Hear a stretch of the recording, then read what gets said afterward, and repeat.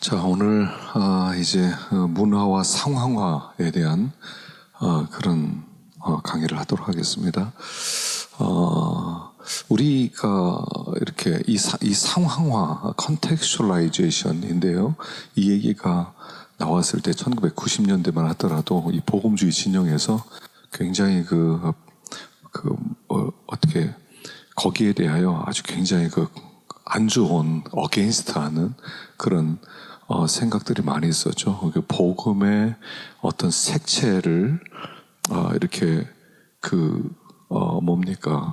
많이 위축시킨다고 하는 그런 이유로 해서 그 당시만 하더라도 굉장히 안 좋은 얘기로 생각했습니다. 특별히 이 상황화란 얘기를 그 당시에 했던 사람들이 주로 WCC 계통의 사람들이었기 때문에 그 당시에 해방신학이나 흑인신학이나 이런 라틴 계열에서 나온 아주 급진적인 사람들이 썼던 말로 오해를 해서 그 당시에는 아주 제가 공부했던 1990년대만 하더라도 안 좋은 그런 단어로 또 복음주의 계열에서 별로 그렇게 좋아하지 않는 그런 용어였는데 지금 들어서는 이제 많이 수용을 하는 그런 분위기로 좀 바뀌었죠. 그래서 오늘 상황화에 대한 그런 강의를 좀 한번 해보도록 하겠습니다. 자, 상황화, 문화 속의 상황화란 뭐냐면 성경의 진리를 그들이 잘 이해할 수 있는 문화를 사용하여 설명하는 것이죠. 계속해서 문화 얘기를 우리는 하고 있습니다. 즉 성경의 영원한 진리를 우리가 목표로 하고 있는 어떤 그 그룹의 문화적 정황 속에서 전하는 것, 그것을 상황화라고 그러죠. 그래서 어느 나라든지 상황하지 않고 똑같은 방식으로 말씀을 전할 수는 없다는 겁니다.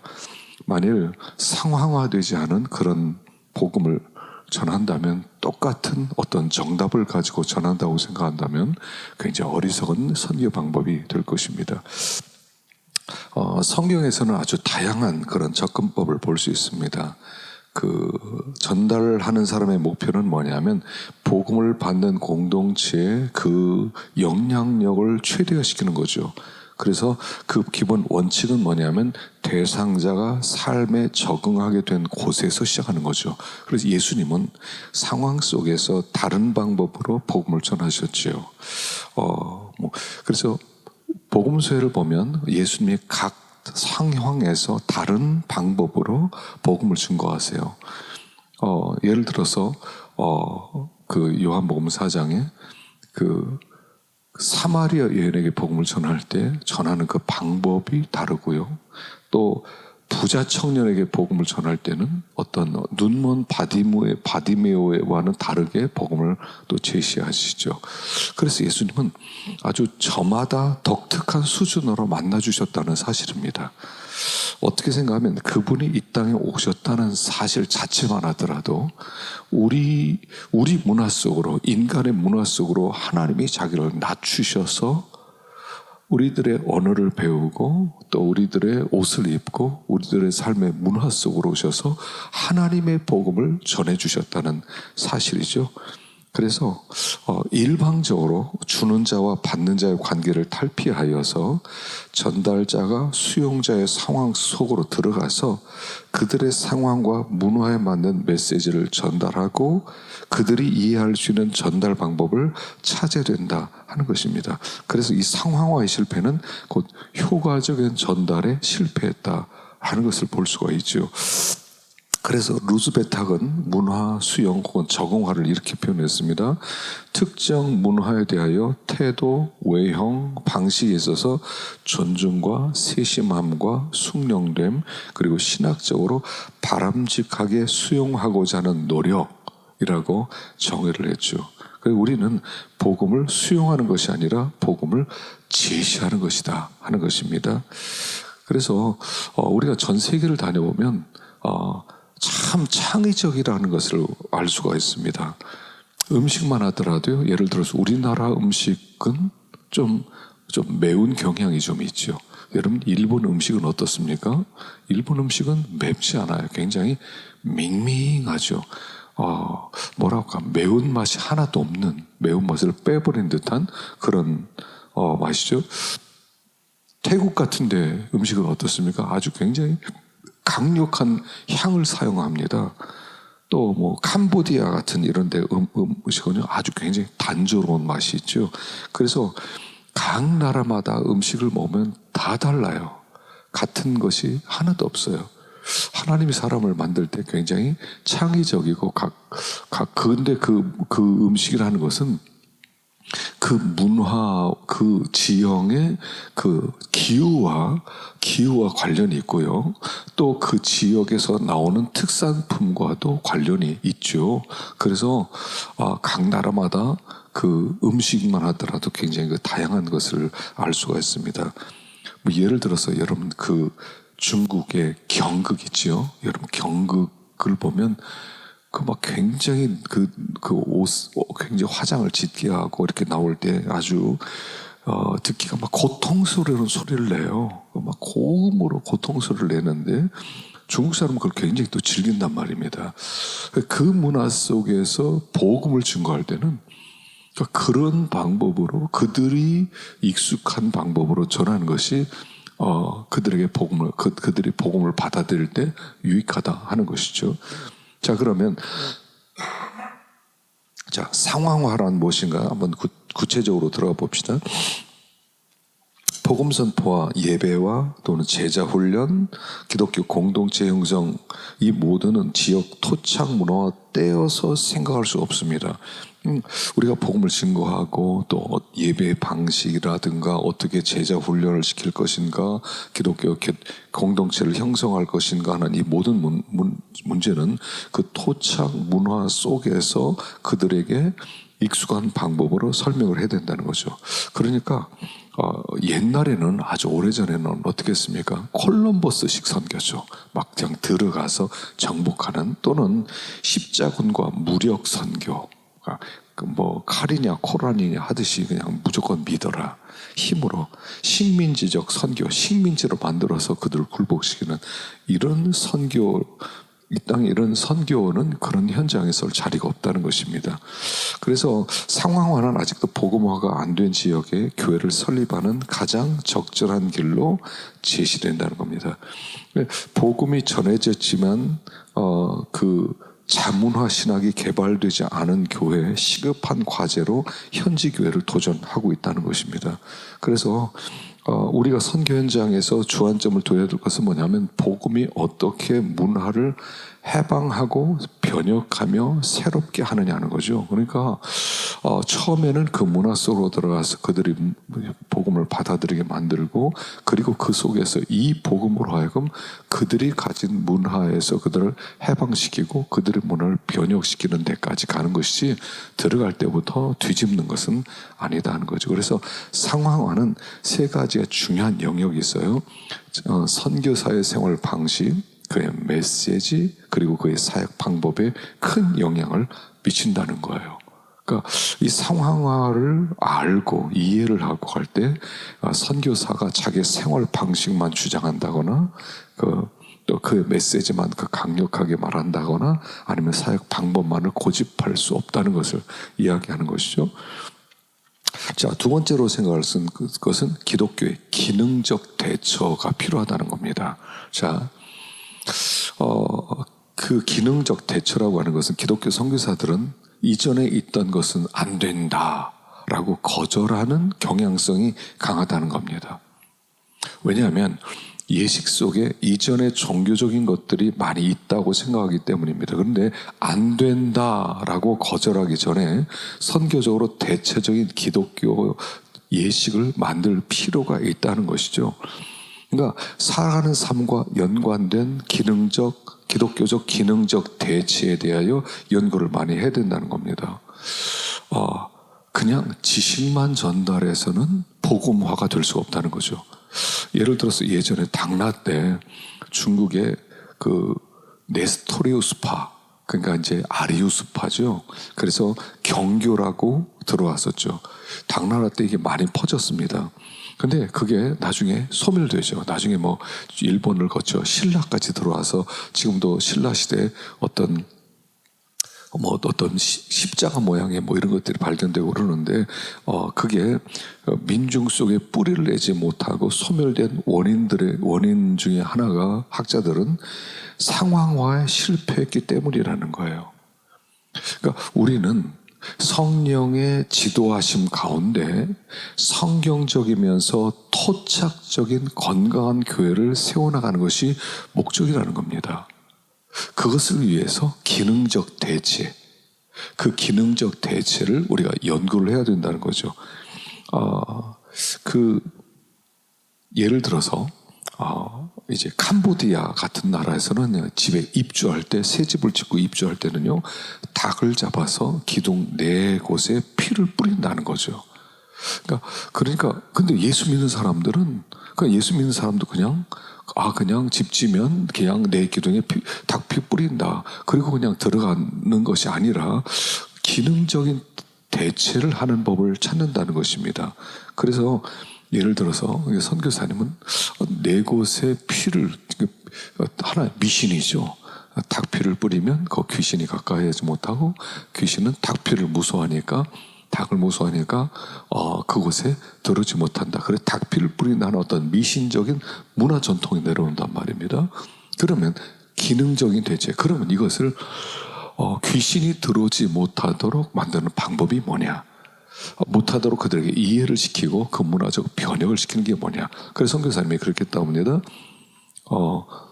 그 집을, 새로 지은 집을 4바퀴를 돌면서, 그리고 나서 찬양을 하고 예수 이름으로 축복을 하고, 그리고 귀신을 쫓아내는 그런 기능적 대체법.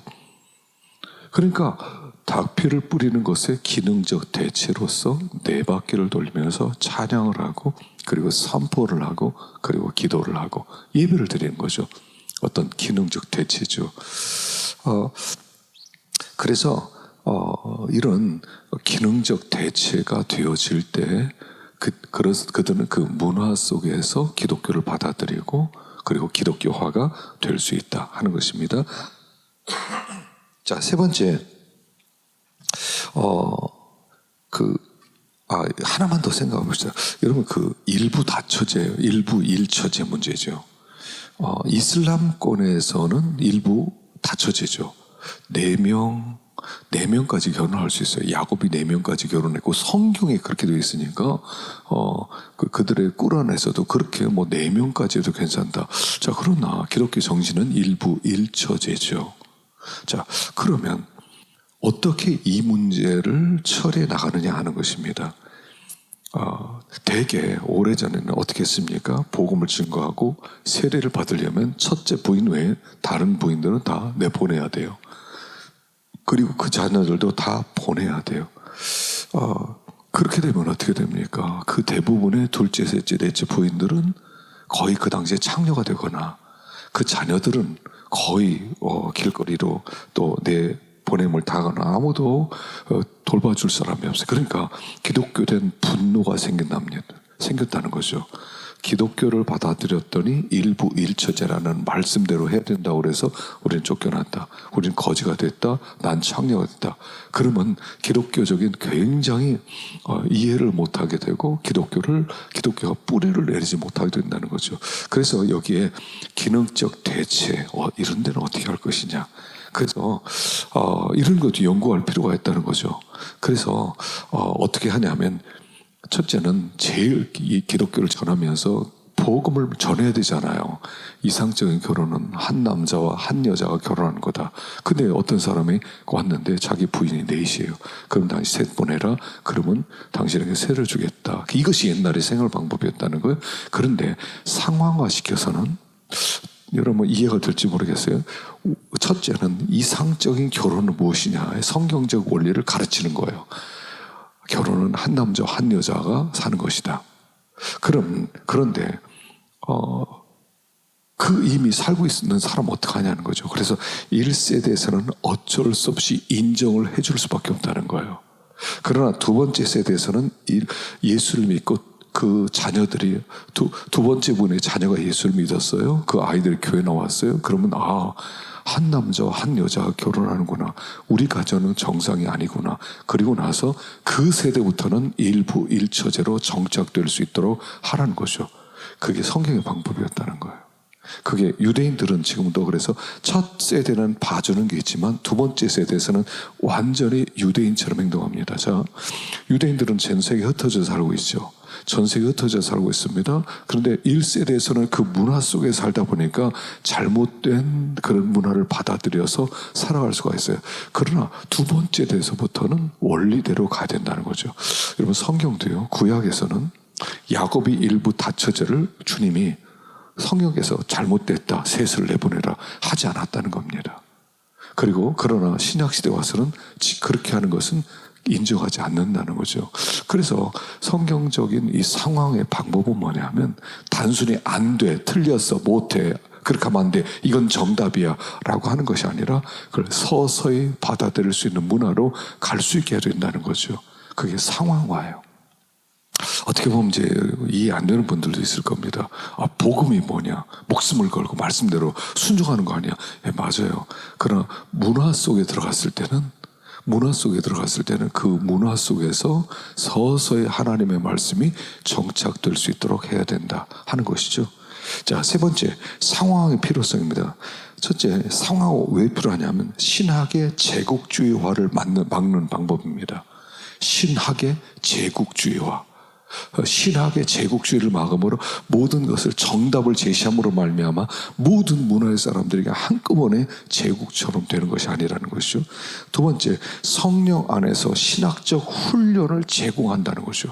그러니까 우리가 사실 하나님의 말씀을 받아들였어요. 근데 어떤 부분은 순종하지 못하는 부분도 있지 않습니까? 아, 이거 순종해야 되는데, 성령이 계속 감동을 주는데, 그러는 가운데에서 훈련을 받으면 서서히 변화되는 거죠.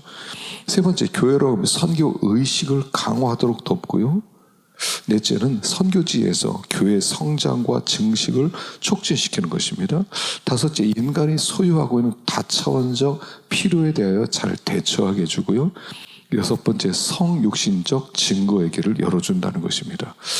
중요한 것은 그 현장에 그 사람들이 익숙한 문화 속에 어떻게 복음을 받아들이고 복음이 정착될 수 있도록 만들어줄 것이냐, 어떻게 그들에게 이 교회를 세우고 또 하나님의 교회가 그곳에 부흥할 수 있도록 할 것이냐 하는 그런 문제라는 것입니다.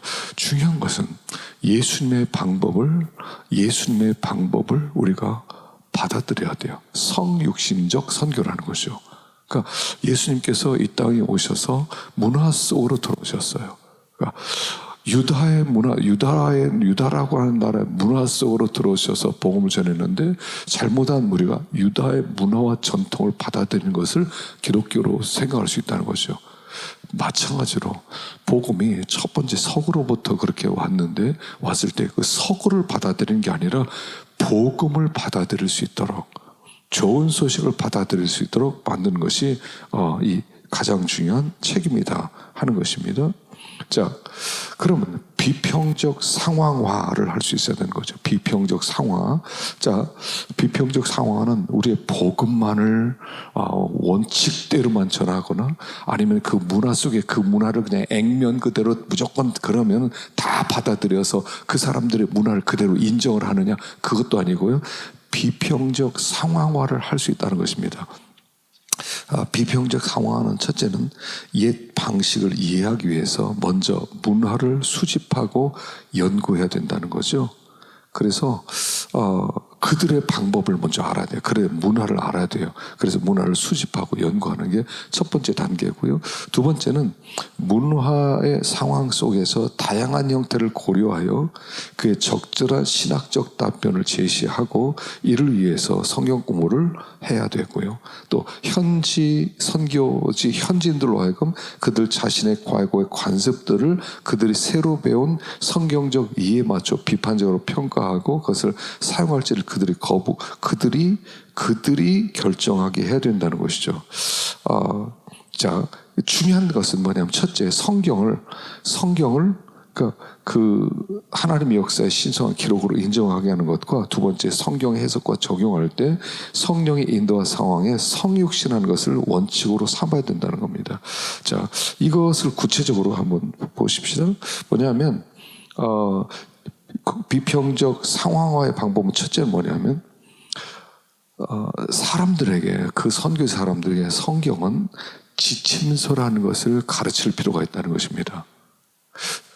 기독교는 성경 위에 세워졌죠. 그러니까 먼저 그들이 성경을 인정할 수 있도록 해야 되는 게 첫 번째 단계예요. 그러니까 첫 번째보다 그들을 막 고쳐줄고 애를 쓰나든가 틀렸다고 말해준다는 게 아니라 이 성경이 하나님이 우리에게 주신 말씀이라는 것을 심어주는 것이 가장 근본적으로 필요하다 하는 것입니다. 그래서 하나님의 말씀이 삶의 지침이라는 거예요. 만일 성경의 권위를 믿지 않는다면 하나님의 복음 뿌리를 내릴 수 없어요.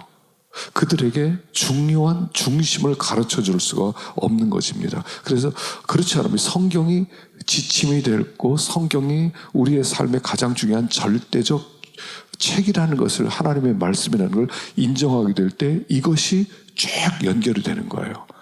2세대, 3세대, 4세대까지 말씀이 하나님의 말씀이다. 절대적으로 순종해야 될 우리의 삶의 기준이다 하는 것이 있어야 2세대, 3세대 가는 거예요. 그 제일 중요한 것은 성경을 가르치는 거죠. 성경이 왜 하나님의 말씀인가? 그리고 이 성경이 우리 삶의 기준이라는 것을 심어주는 것이 비평적 상황의 첫 번째 단계라는 겁니다. 두 번째는 어떤 비평도 없이 문화적 요소를 관찰하는 거예요. 문화적 요소를 관찰하는 겁니다. 자, 이 비판적으로 문화를 비평하지 말고 그들의 문화를 그대로 보라는 거예요. 관찰하는 거예요. 왜냐하면 문화 속에 어떤 깊은 배경이 있기 때문에 그 배경을 찾아내기 위해서 왜 저들이 저렇게 행동을 할까? 저렇게 행동하게 된 이유가 뭘까? 그래서 있는 그대로 관찰을 해야 되지 문화를 보면서 틀렸다, 맞았다를 먼저 비판하지 말라는 거예요. 어떻게 사람이 무식하게 그럴 수 있느냐라고 말하지 말고 있는 그대로 보라는 거예요. 관찰하라는 거예요. 그래서 관찰하게 될 때 그때 그 배경을 알 수 있고 그 배경을 알았을 때 성경적으로 어떻다 저떻다 말할 수 있죠. 세 번째, 하나님의 말씀을 문화적 상황에 적용하라는 겁니다. 자, 선교사가 그 현장 속에서 그 어떤 문화적 상황 속에서 그 성경의 적용점을 문화와 연결시키라는 거예요.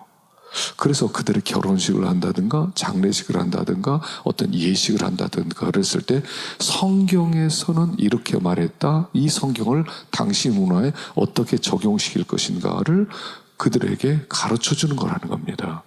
그래서 이 세 번째 단계에서는 그 하나님의 말씀과 문화를 연결시키는 작업을 하는 게 비평적 상황의 중요한 방법 중에 하나라는 거죠. 네 번째는 성령의 지도 아래에서 지도자가 아닌 선교사가 아닌 그 백성들이 결정하게 하라는 거예요.